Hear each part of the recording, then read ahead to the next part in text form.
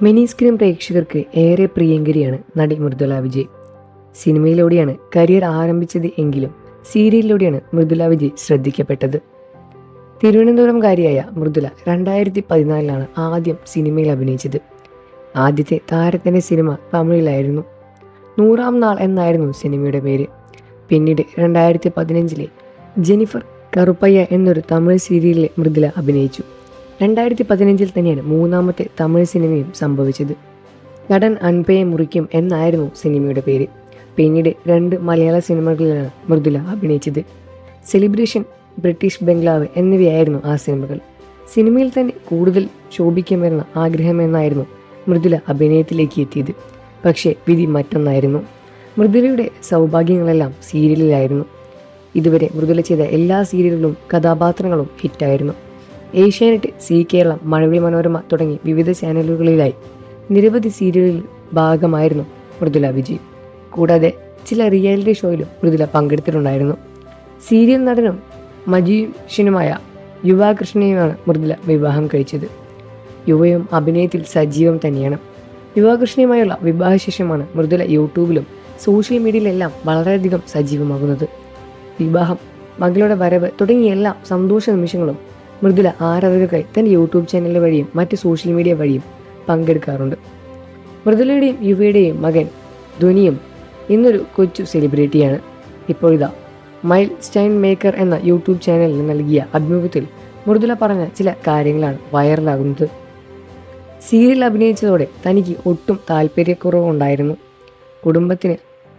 കുടുംബത്തിന് അമിതമായ സാമ്പത്തിക ബാധ്യത വന്ന് ദുരിതമായതുകൊണ്ട് മാത്രമാണ് താൻ നിവർത്തിയില്ലാതെ സീരിയലിൽ അഭിനയിച്ചത് തുടങ്ങിയത് എന്നും മൃദുല വിജയ് പറയുന്നു. അഭിമുഖങ്ങളിലൂടെ മൃദുലയുടെയും യുവയുടെയും SSLC മാർക്കിനെ കുറിച്ച് അവതാരകൻ ചോദിച്ചപ്പോഴാണ് തൻ്റെ ജീവിതാനുഭവങ്ങൾ മൃദുല വിജയ് പങ്കിട്ടത്. +1, +2 സമയത്ത് നന്നായി പഠിക്കാൻ സാധിച്ചിട്ടില്ലെങ്കിലും അതുകൊണ്ടാണ് മാർക്ക് കുറഞ്ഞതെല്ലാം മൃദുല വിജയ് തുറന്നു പറയുന്നു. മൃദുലയുടെ വാക്കുകൾ ഇങ്ങനെയാണ്: എനിക്ക് 60% മാർക്ക് മാത്രമേ ഉണ്ടായിരുന്നുള്ളൂ. +1, +2 സമയത്ത് നന്നായി പഠിക്കാൻ സാധിച്ചിരുന്നില്ല. അതുകൊണ്ട് തന്നെ 60% മാറിയത്.